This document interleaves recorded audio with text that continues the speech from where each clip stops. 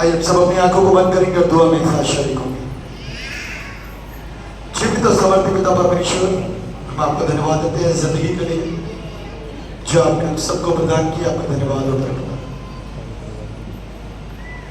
इस बात के लिए धन्यवाद देते हैं कि आपने अपने वायदे के अनुसार हमारी जिंदगियों के अंदर अपने बड़े अद्भुत जलाली कार्य को किया, ताकि पिता परमेश्वर हम अपने हाथों को उठा करके आपके नाम को महिमा दे पाए और आपकी तारीफ और आपकी प्रशंसा कर सके।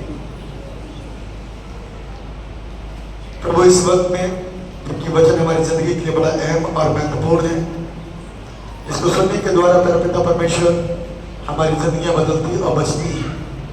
और हम चाहते हैं कर पिता कि आप हमको बचाएं, हमको संभालें, हमको अपनी बुद्धि अपनी सामर्थ्य से भरें, हमारे आंख हमारे कान और हमारी बुद्धि को खोल दें, ताकि ये सारी बातें जो देखते हुए देख नहीं पा रहे थे, सुनते हुए सुन नहीं पा रहे थे, बुद्धि रहते हुए भी समझ नहीं पा रहे थे, लेकिन आज परमेश्वर आपकी दया से आज वो सारी चीजें होने पाए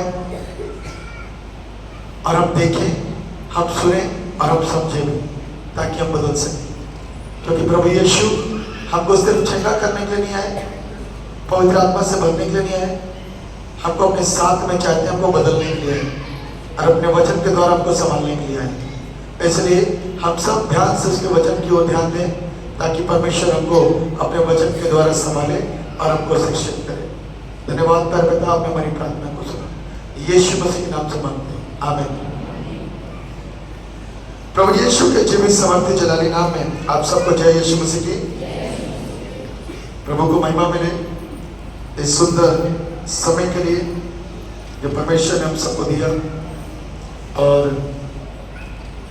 अपनी हुजूरी में, अपने निकटता में हमको लेकर के आया, ताकि हम उसके आराधना में बैठ करके उस जश्न में, उस आनंद में जो उसके वचन को सुनने के द्वारा आता है, उसके वचन को सुनने के लिए भीड़ की भीड़ यीशु के पीछे रहती थी,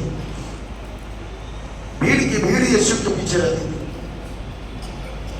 कारण और वजह ये, क्योंकि जो बातें वो सिखाता था ना, वो बड़ी सामर्थ्य थी, उनको पसंद आती थी और उसको सुनने के बाद में उनके अंदर परिवर्तन आते थे और वो बदलते जा रहे थे।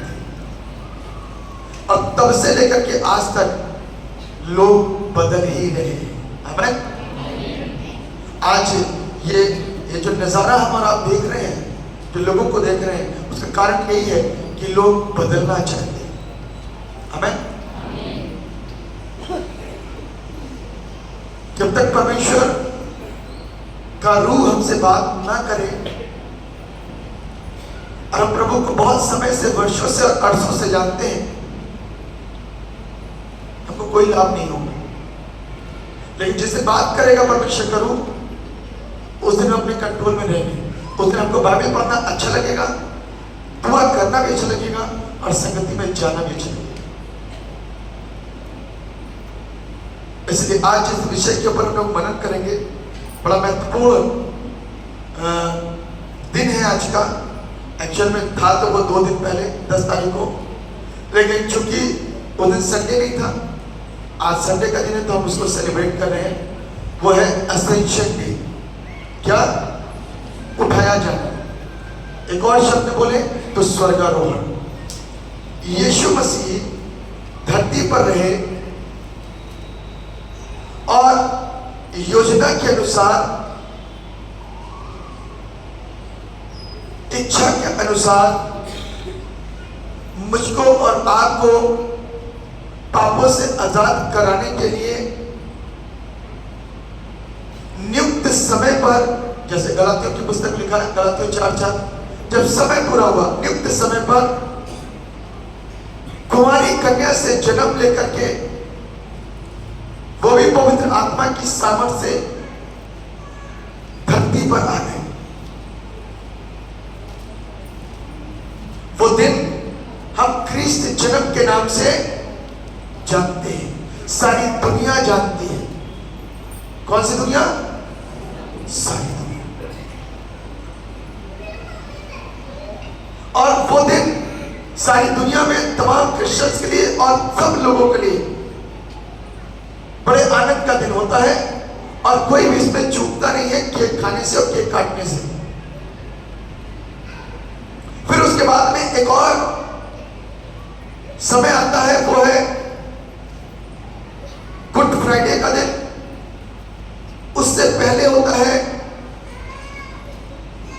मॉडी थर्सडे, अंतिम फसह, जब यीशु मसीह उस कलवरी क्रूस के ऊपर कुर्बान होने के लिए जा रहे हैं। उससे पूर्व उन्होंने हमको और आपको कैसी सेवा करनी है के विषय में सिखाया।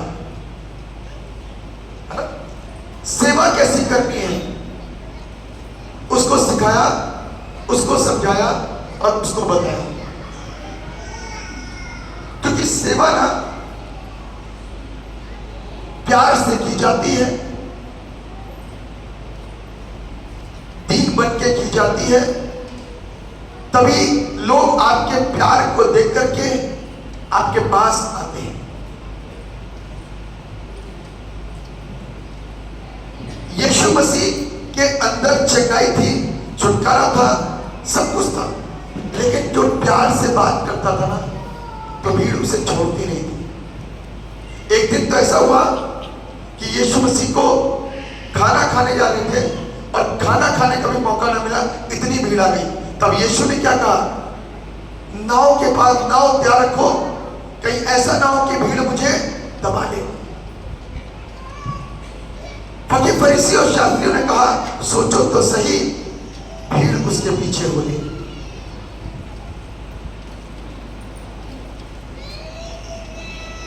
उसके पीछे सिर्फ एक कारण था, क्योंकि परमेश्वर उनसे वचनों से बात करता था। क्या करता था?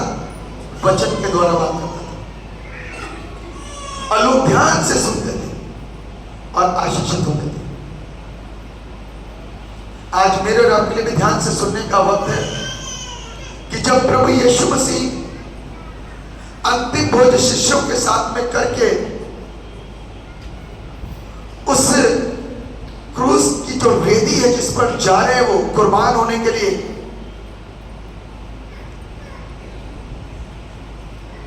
लोगों को नहीं पता, दुनिया को ये नजर में आ रहा है कि देखो ये सरकार कितनी बेरहम है जो मार रही है यीशु को। उसके अपने उसके चेले इस बात को सोच रहे, देखो ये सरकार, रोमी सल्तनत हमारे गुरु को, हमारे रब्बी को क्रूस पर चढ़ाई दे रही है। बगल वाला डाकू भी इस बात को कहता, तू चुप रहे, हमने तो पाप किया, लेकिन ये तो निष्पाप है, लेकिन फिर भी इसको सजा दी जा रही है।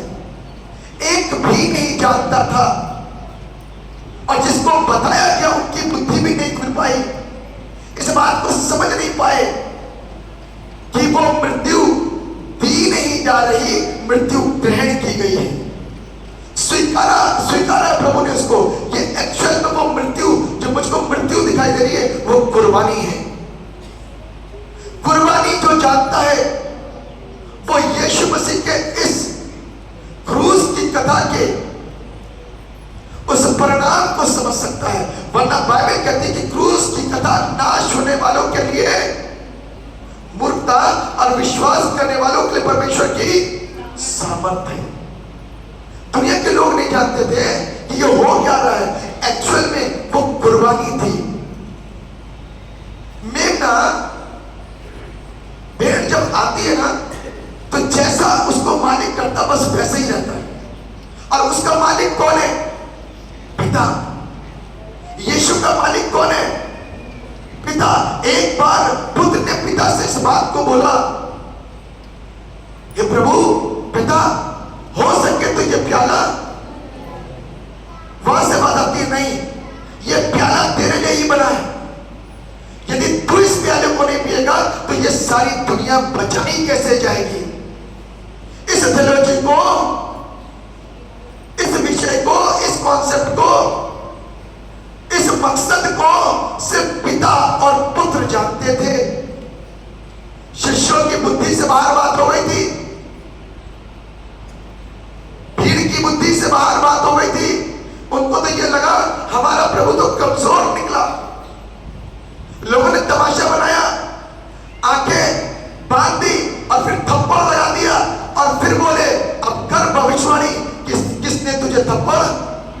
मारा। उसका तो उपहास करना था, लेकिन सिर्फ पिता जानता था कि मेरा बेटा कुर्बान हो रहा है। और इस कुर्बानी में छुरी चाहे यूं चले, चाहे छुरी यूं चले, चाहे छुरी धीरे से चले, चाहे सर से चले, चाहे पांव से चले, कटना तो नहीं है। यूहन्ना ने सुसमाचार के अंदर लिखा है, यूहन्ना कहता है, यूहन्ना बपतिस्मा, देखो परमेश्वर का मेमना चला आता है जगत के पापों को उठा ले जाने के लिए। आमीन। यदि आज हम वचन को ध्यान से सुन लें तो मसीह की मोहब्बत समझ में आ जाएगी और आपको समझ में आ जाएगा।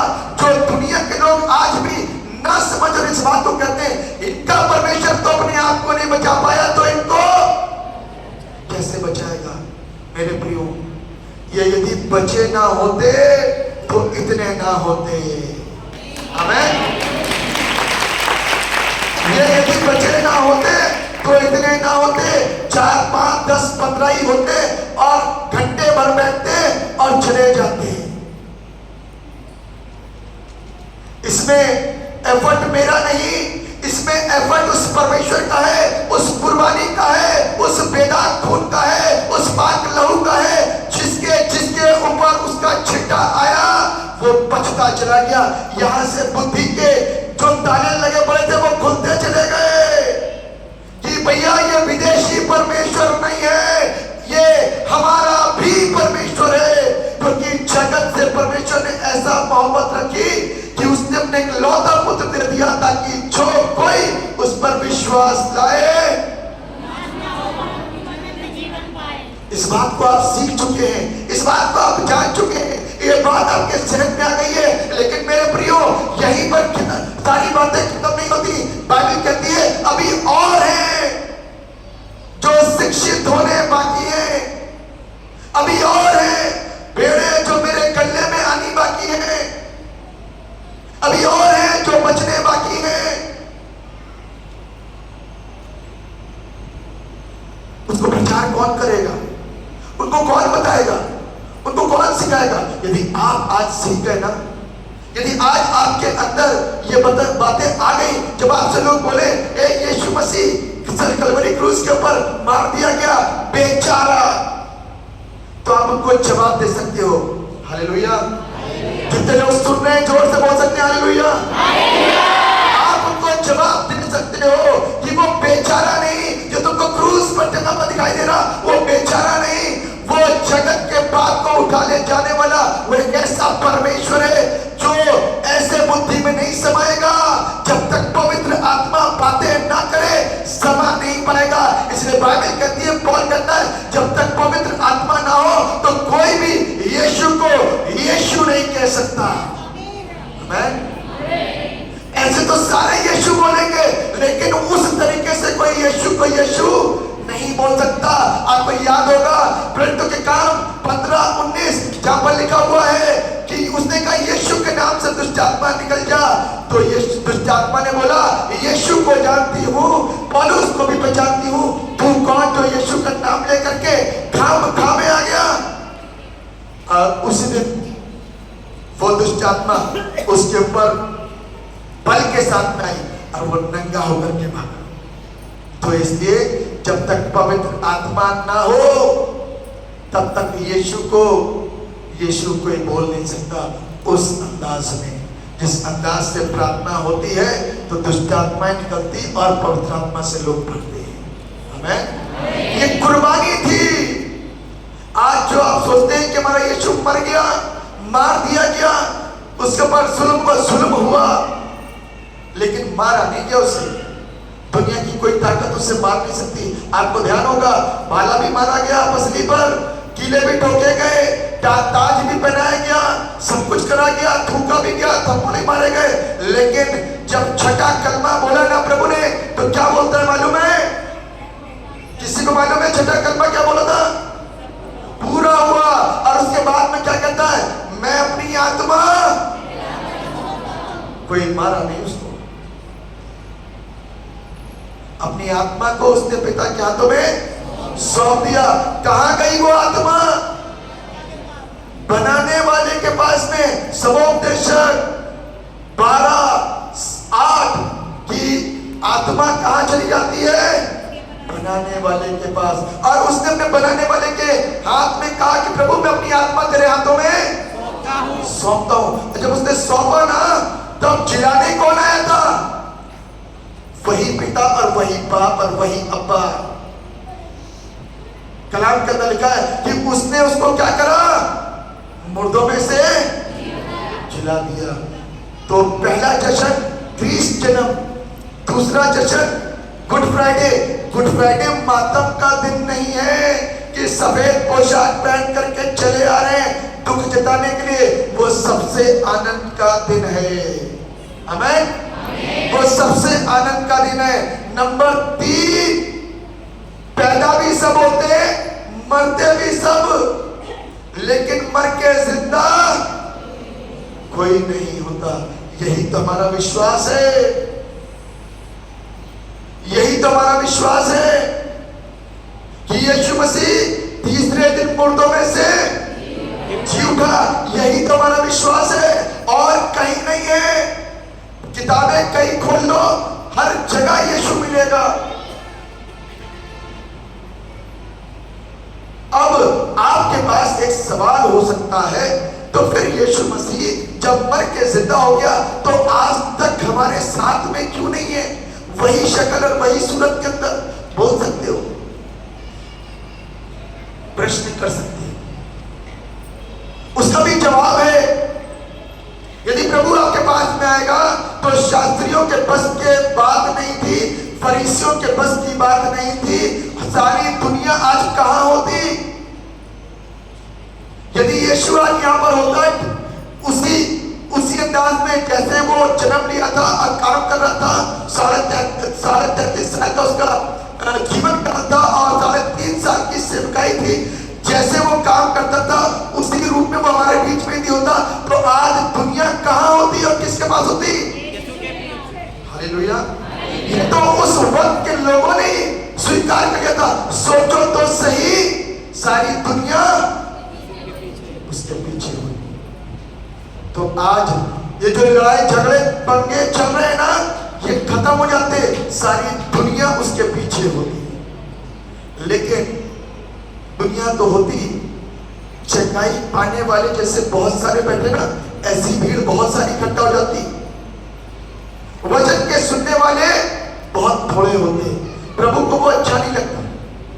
प्रभु आज चाहता है कि यदि आज आपने अपने लक्ष्य को प्राप्त करना है तो लक्ष्य को प्राप्त करने के लिए जो मेहनत होती ना, उसे करो। आज हमको स्वर्ग प्राप्त करना है तो स्वर्ग प्राप्त करने के लिए जो मेहनत होती ना, उसे करो। आपकी सहायता करने के लिए, आपको हेल्प करने के लिए, आपकी जैसे आप परेशानियों में फंसे हो उस वक्त में आपको निवारण दिलाने के लिए एक सहायक दिया गया, उसको बोलते हैं पवित्र आत्मा। अब आपको दिखता नहीं लेकिन आपको वो मदद करता रहता है, हर वक्त आपकी मदद करता है। इसलिए उस प्रभु की सहायता ने जो हमको सहायता प्रदान करी पवित्र आत्मा के रूप में, आज वो हमारे बीच में रह करके काम करता है। इसीलिए प्रभु यीशु मसीह का धरती पर से 40वें दिन क्या हो गया? स्वर्गारोहण, जिसको कई बार मालूम क्या होता है? निग्लेक्ट कर दिया जाता है। क्या कर दिया जाता है? नजरअंदाज। सब लोग क्रिश्चियनों का जो त्योहार बताते हैं ना, तो क्या बताते हैं? क्रिसमस, गुड फ्राइडे, ईस्टर भी लोगों को कम पता होता है। गुड फ्राइडे, न्यूज रिपोर्टर्स को गुड फ्राइडे ज्यादा मालूम होता है, ईस्टर नहीं मालूम होता। तो 30 जन्म, गुड फ्राइडे और ईस्टर यानी कि पुनरुत्थान का पर्व और स्वर्गारोहण तो मालूम ही नहीं है। वैसे भी निगलेक्ट होता है तो बाहर के लोगों को क्या पता होगा। और ये है स्वर्गारोहण। जैसे तुम उसे जाते हुए देखते हो वैसे ही तुम उसे अब जा रहा है तो आएगा क्यों? आएगा क्यों? कलीसिया को लेने। आमीन, आमीन। और कलीसिया क्या होती है? हाँ जी, विश्वासियों का समूह, उसे बोलते हैं कलीसिया। कलीसिया तो दुनिया में है, कलीसिया तो पाप भी करती है, कुकर भी करती है, गलत काम भी करती है, परमेश्वर से दूर भी रहती है, लेकिन फिर भी सांसारिक तौर पे वो कलीसिया है। उसने बपतिस्मा भी लिया, प्रभु भोज भी लेते हैं, सब कुछ करते हैं, लेकिन सांसारिक तौर पे और उन पन्नों पे वो क्या है? कलीसिया है। क्या प्रभु की कलीसिया ऐसी वाली ऊपर पहुंचेगी? अपने शब्दों में नहीं, वचन के शब्दों में क्या लिखा है? मेरी कलीसिया, मेरी दुल्हन कैसी होगी? निर्दोष, निष्कलंक, बगैर झुर्री वाली, निष्पाप, यानी कि पापों से अपने आप को, जो उसको पता है उसके अंदर जो पाप है, प्रभु यीशु के लहू से उसको धो करके शुद्ध करके तैयार होने वाली दुल्हन, जो वचन के द्वारा, चंगाई के द्वारा तैयार नहीं होगी, वो वचन के द्वारा तैयार होगी। वो दुल्हन को प्रभु यीशु मसीह लेने के लिए आने वाला है। हम उस दुल्हन में शामिल होंगे। क्या हम उस दुल्हन में शामिल होना चाहते हैं? होंगे? गाली देने वाले, शराब पीने वाले, नशा करने वाले, व्यभिचार करने वाले, झूठी साक्षी देने वाले, लालच करने वाले, भूत दृष्टि डालने वाले नहीं होंगे। तो कौन से वाले होंगे? साफ सुथरे, खराई से चलने वाले, ईमानदार, मदद करने वाले, नम्रता तक साथ में चलने और आगे बढ़ने वाले, उसकी सुनने वाले, समय के पाबंद, समय पर काम करने वाले, समय पर अपने हर एक जिम्मेदारियों को निभाने वाले, वचनों पर चलने वाले, वो सब उसके दुल्हन में शामिल होंगे। पता लगा 4 यहां से लिए गए तो 4 अमेरिका से लिए गए, 4 कोई भी गांव से लिए गए, क्योंकि परमेश्वर का आत्मा तो एक ही तरीके से काम करता है, फर्क तरीके से काम नहीं करता। इसलिए आज ये चर्च इस बात को ध्यान रखे, जैसा हमारा प्रभु यीशु मसीह स्वर्ग पर उठाया गया, वैसे ही हम सब भी उठाए जाएंगे। इसीलिए तो यहाँ पर लिखा था, ascended Lord upholds those who are united in by faith, जो विश्वास के द्वारा उसके साथ में बंधा हुआ और जुड़ा हुआ है, जो विश्वास के द्वारा अपने प्रभु के साथ में क्या करे हुए, जो 2 नाव पे पैर रख करके चल रहा है ना, वो रास्ता पार नहीं करेगा, ना पाओगे उधर के, ना पाओगे इधर के। इसलिए बाइबल कहती है, या तो तू ठंडा हो जा या फिर तू गुनगुना है, 2 नाव पर पैर रखे। इसलिए मैं तुझे मुंह से उगलने पड़े। मेरे प्रियो, परमेश्वर का वचन बड़ा सत्य और जिंदा है। खोल लीजिए मेरे साथ यूहन्ना रचित सुसमाचार, उसका 17वां अध्याय और उसके 11वें पद से मैं आपके लिए पढ़ूंगा। लिखा है, मैं अब जगत में न रहूंगा, परंतु ये जगत में रहेंगे, और मैं तेरे पास आता हूं। हे पवित्र पिता, अपने उस नाम से जो तूने मुझे दिया है उनकी रक्षा कर, कि वे हमारे समान एक हो। गौर करिएगा बाइबल की इस आयत को, बड़ी मुख्य आयत है। कोई पढ़ेगा जोर से?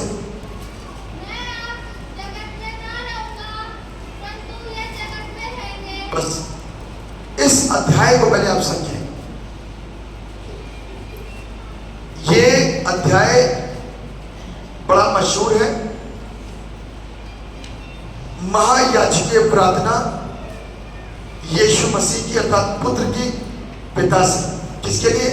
चेलों के लिए, और चेलों की बातों को सुन करके विश्वास करने वालों के लिए। कौन सी प्रार्थना? The high priestly prayer of Jesus Christ to his disciple, अपने चेलों के लिए। अब पिता से क्या कहना है? मैं अब जगत में ना रहूंगा, परंतु ये जगत में रहेंगे। यानी कि पुत्र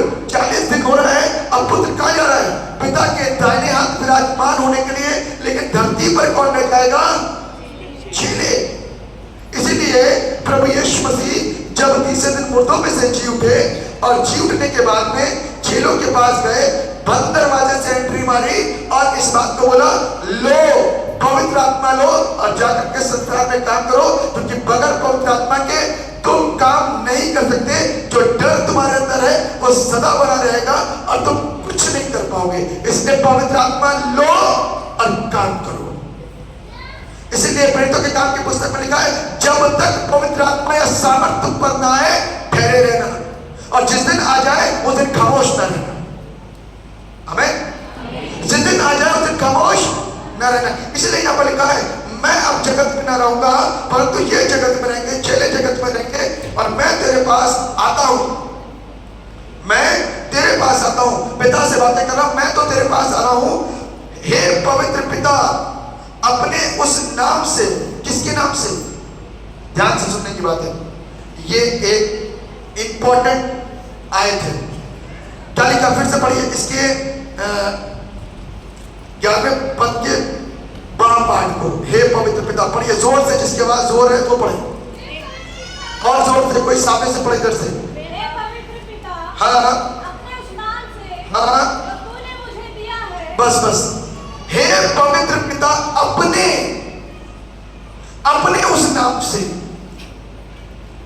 अपने उस नाम से जो तूने मुझे दिया।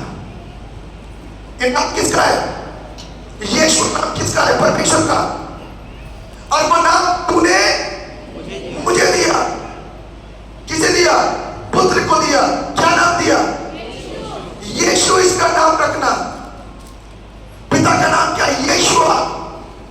अपने उस नाम से जो तूने मुझे दिया है उनकी रक्षा कर कि वे हमारे समान एक हो।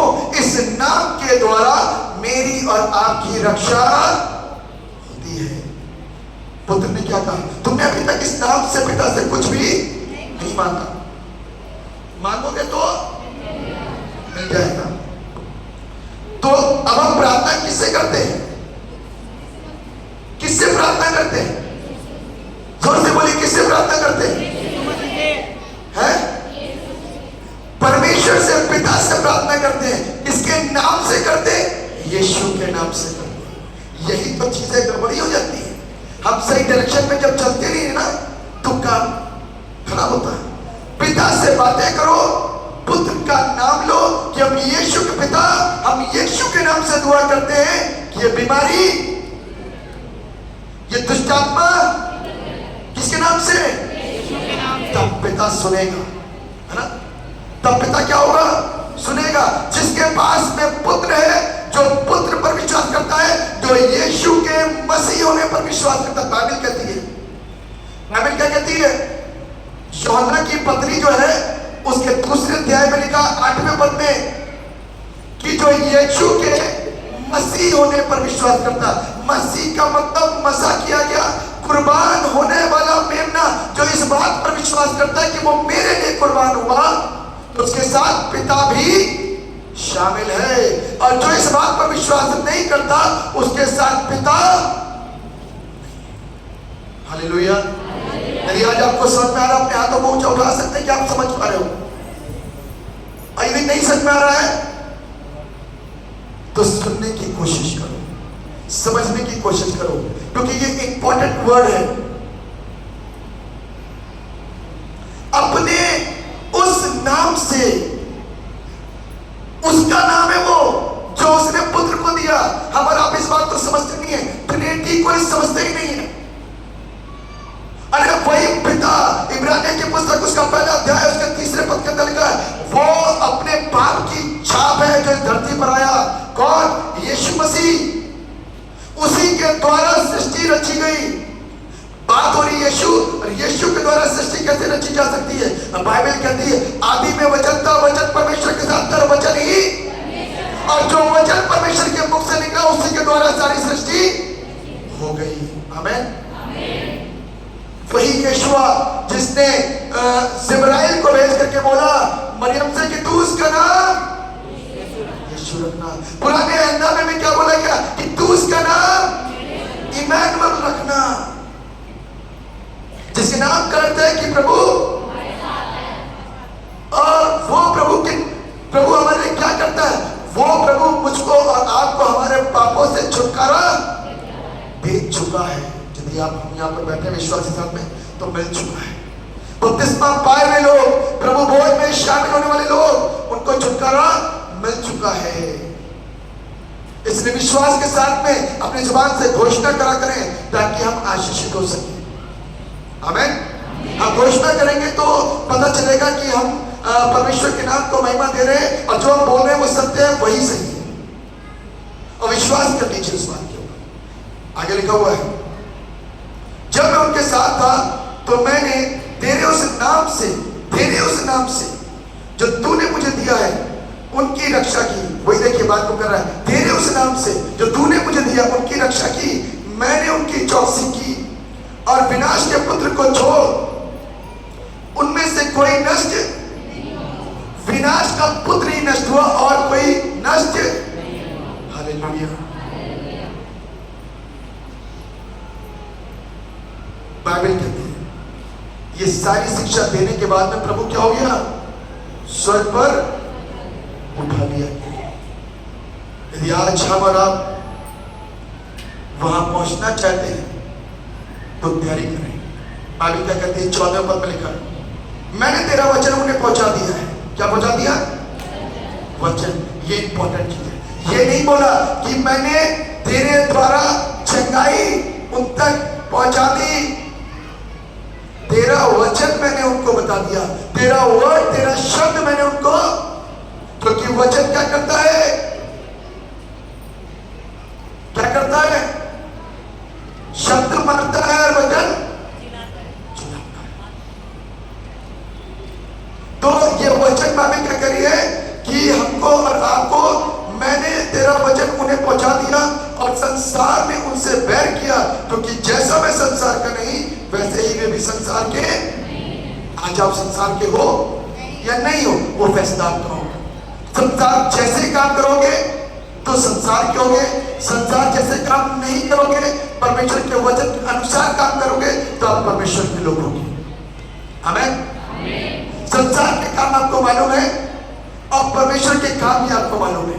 इसलिए यदि जो आज उस तरीके से जिंदगी को जीता है और बसर करता है, घमंड और अहंकार के साथ में, गाली और कुदृष्टि और व्यभिचार के साथ में, तो इस बात को ध्यान कर लीजिए कि आप संसार के व्यक्ति हो। यहां बैठ के हालेलुया करने से कोई फायदा नहीं होगा, यहां बैठ के हाथ उठाने से कोई फायदा नहीं होगा। अपनी कोठरी में जाके परमेश्वर के सामने आकर के तौबा करने से सब कुछ हो जाएगा। लोगों के सामने आंसू से कुछ नहीं होगा, परमेश्वर के सामने आंसू से सब कुछ हो जाएगा। अपनी जिंदगी लोगों को मत सौंपो, अपनी जिंदगी परमेश्वर को सौंपो।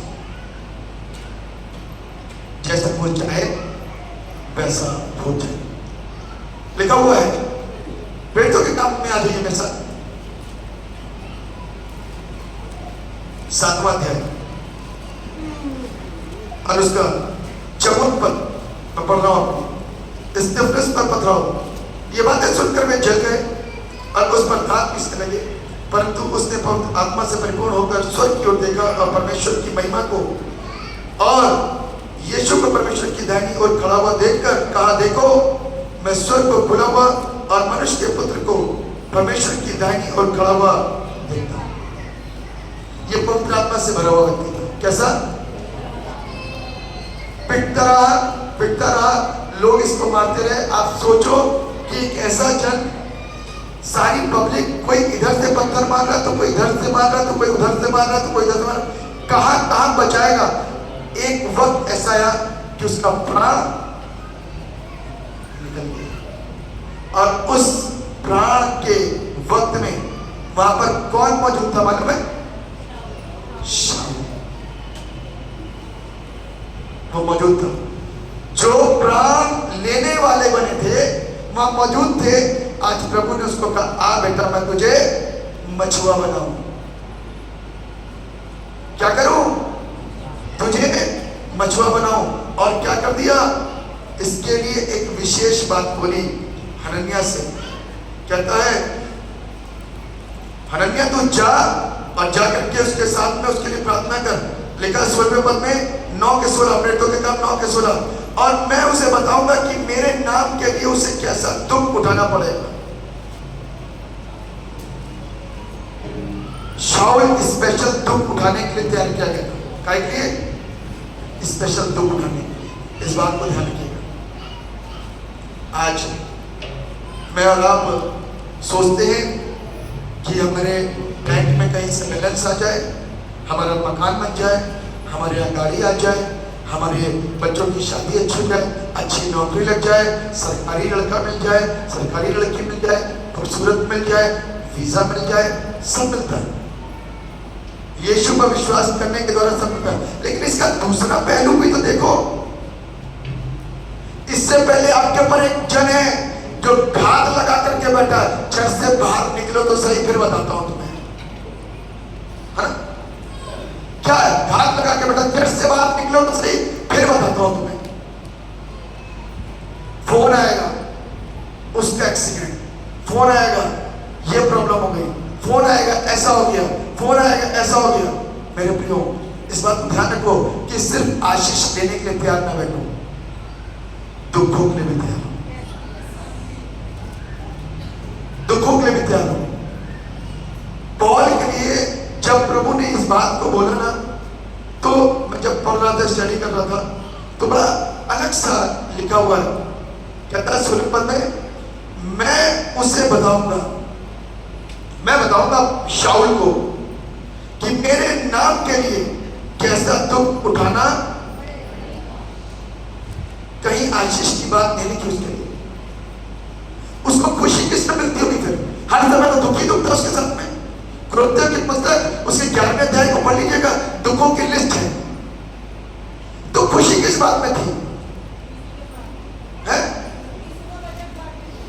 हालेलुया। यीशु के वचन को बांटने में उसे खुशी मिलती है।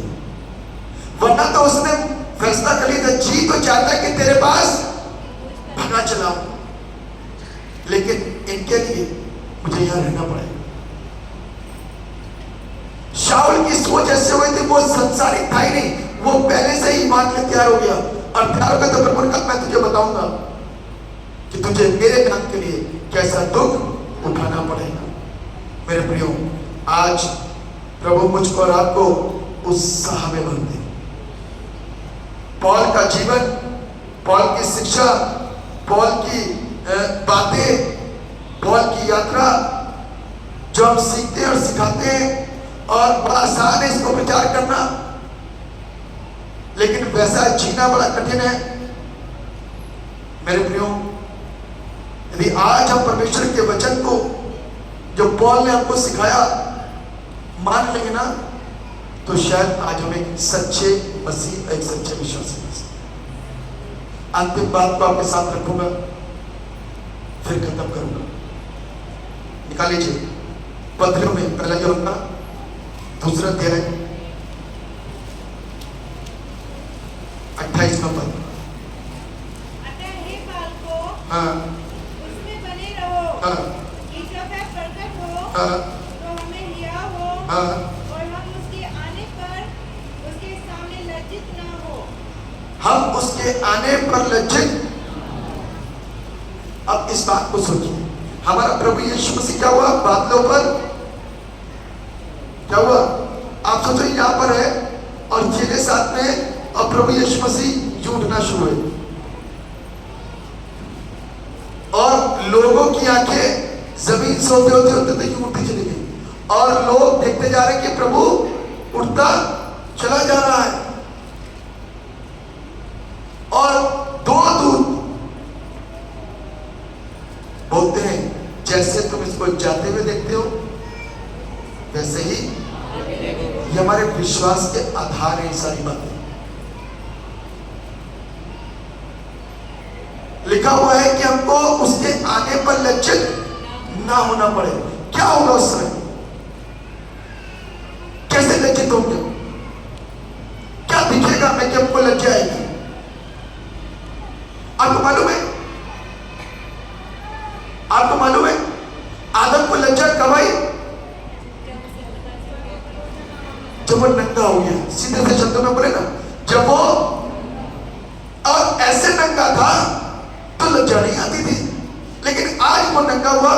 उसको अपनी नग्नता दिखाई दी और उसको अपनी नग्नता पता चली, तब लज्जित हुआ और अपने आप को क्या करा,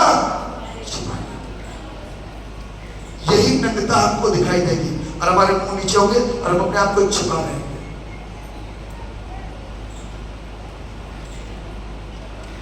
और तब उस समय आंसुओं के साथ रो रहे होंगे, प्रभु से इतना भी नहीं कह पाएंगे प्रभु मुझे भी ले चलो, मुझसे गलती होगी। लेकिन वो समय प्रभु मालूम का एक आएगा, अभी तो वकील है, उस समय न्यायाधीश बन के आएगा। क्या है, अभी तो वकील है, वकील तो उससे बात कर सकते हैं। न्यायाधीश जब बन के आएगा ना तो न्याय करेगा, कहेगा चुप हो जाओ, मैं तुम्हें, चले जाओ यहां से, मैं तुम्हें नहीं जानता। लोग कहेंगे प्रभु मैंने तो तेरे नाम से बड़ी बड़ी दुष्ट आत्माएं निकाली, प्रभु कहेगा मैं तुम्हें। कल एक ने प्रश्न कर, आपका भी हो सकता और पूछना अच्छा होता कि पादी साहब एक बात बताइए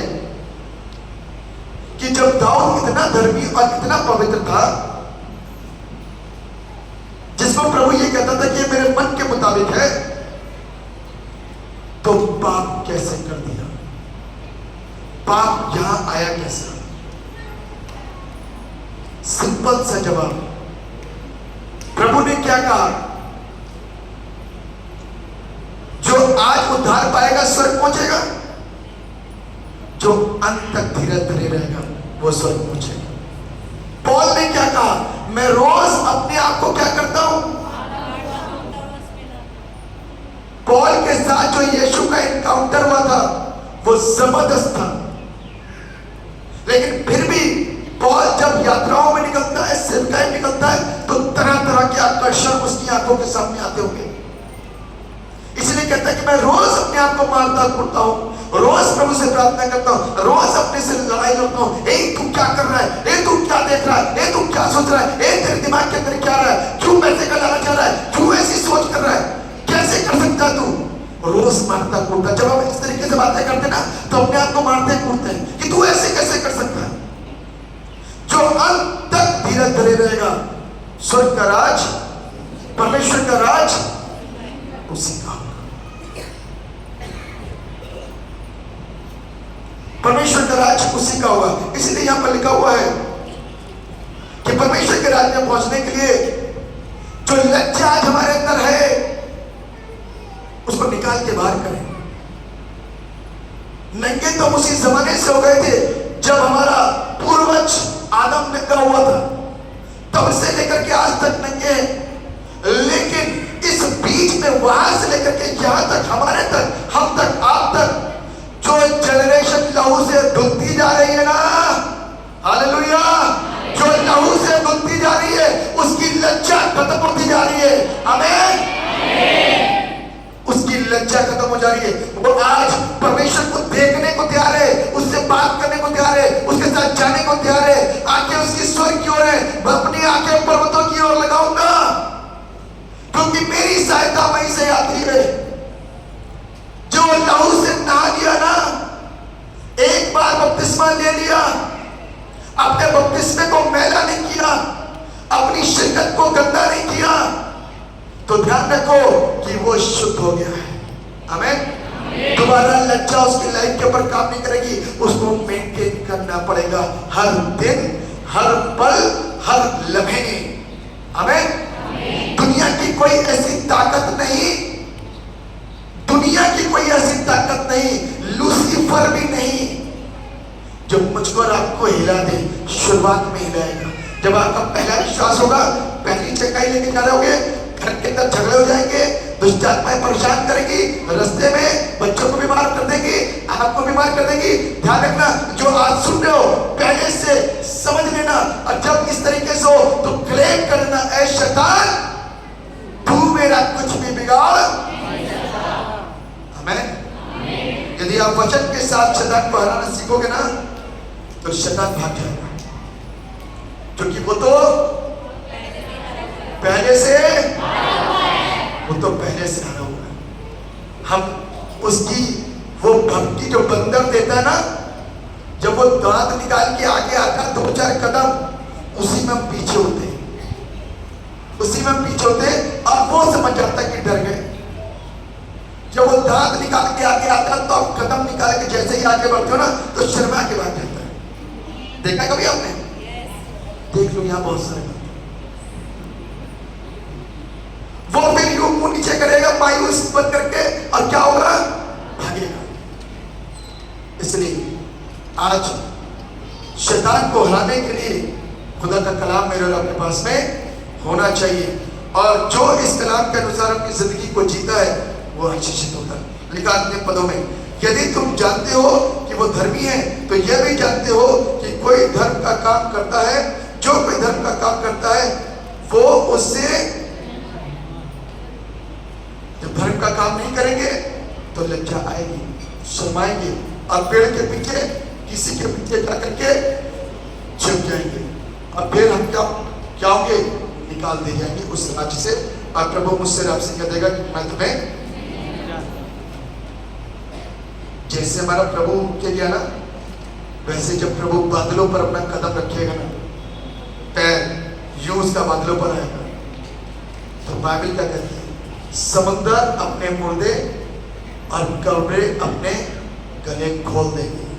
सारे मुर्दे जो पहले सोए हैं वो पहले उठ जाएंगे और जो जीवित है वो हवा में जाएंगे।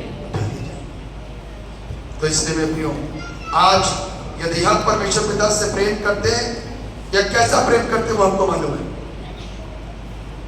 यदि आज हम उसकी संतान कहलाते हैं तो उसकी संतान जैसे काम करें तभी आशीषित हो सकते हैं, अन्यथा आशीषित नहीं हो सकते।